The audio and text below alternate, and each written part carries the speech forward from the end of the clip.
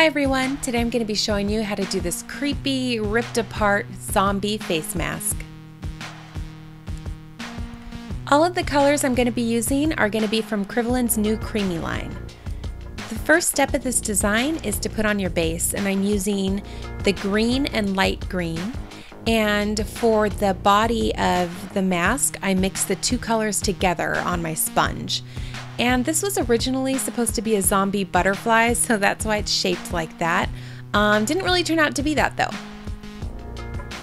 The next step is to take a wet wipe and wipe away any areas where you want your skin to show through or you want to put any kind of details.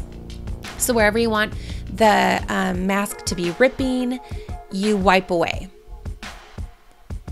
And to add some dimension, I took some fluorescent green and added that to the middle of my sections that were still green.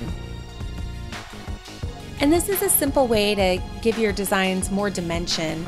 But if you want to use this in an event, feel free to leave out all the highlighting I'm doing and the shadowing and just do the outline and the base color, and then it'll be usable at a large event.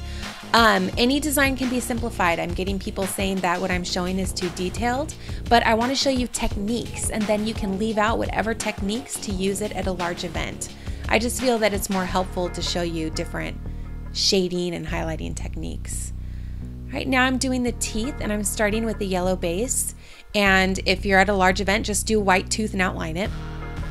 And then I'm going to take a white and drag the white up into the yellow. And just make sure your brush isn't too wet for this, and leave the lines kind of showing for texture, and do the same thing with the brown color, but drag the brown from the top of the tooth down and then blend it just a little bit. For the ripped apart flesh, I'm just taking a number 6 brush but working on the very edge of it. And the technique to this is to have a lot of different widths of your strings and then go over them multiple times and kind of wiggle your brush so it looks like it's stringy meat, which is really gross.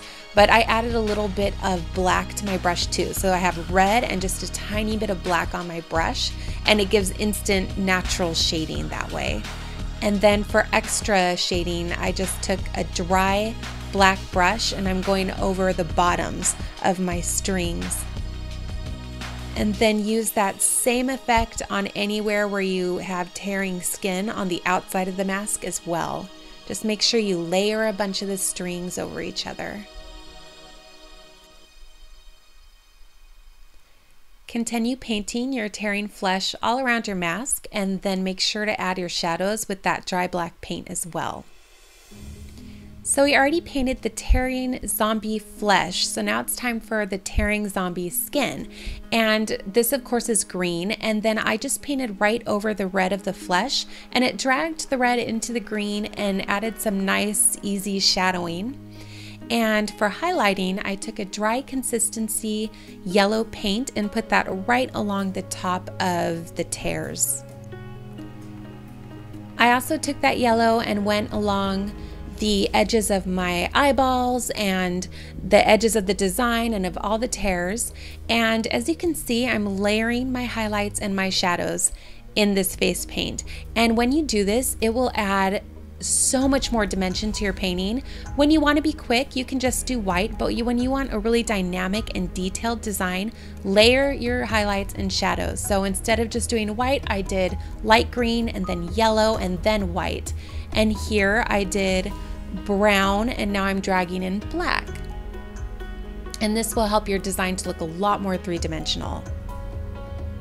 For my final layer of shadowing, I used very, very dry black paint, and I applied this to 2 areas. As you can see here, I applied it under details such as the eyeballs, and then also in between anywhere my highlights were, like you see me doing here. Where my highlights aren't, I shadowed, and this helps to push those areas back and make the skin look a lot more three-dimensional.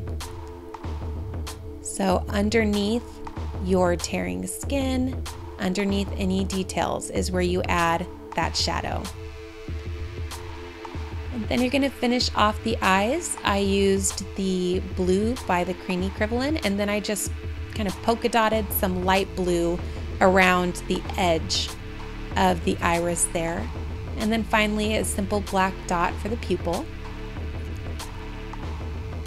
To add the vein on the eyes, just use a really thin brush, just the very tip of it, kind of wiggle it around like you've had too much coffee. It's pretty easy. And then add a highlight for the shine in the eye. Now I'm highlighting the torn flesh, and the trick to this is when you're highlighting something that's supposed to be wet and bumpy, do it in dots. Don't do like smooth lines. So just dot your white across it, and that'll give the illusion that it's wet and has texture. Now the zombie skin is not wet, so I just use the smooth lines to highlight, and I'm not being very careful. It's supposed to be messed up and messy, so this design is easy. It doesn't have to be perfect. And my paint is relatively dry so that I had more control of it.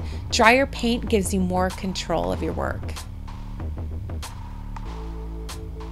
And it's finally time to outline. So with very thin black lines, I'm just going around the edges and pulling them in wherever I thought it might look interesting. And if I had some open space, I just pulled in a line to add some design there.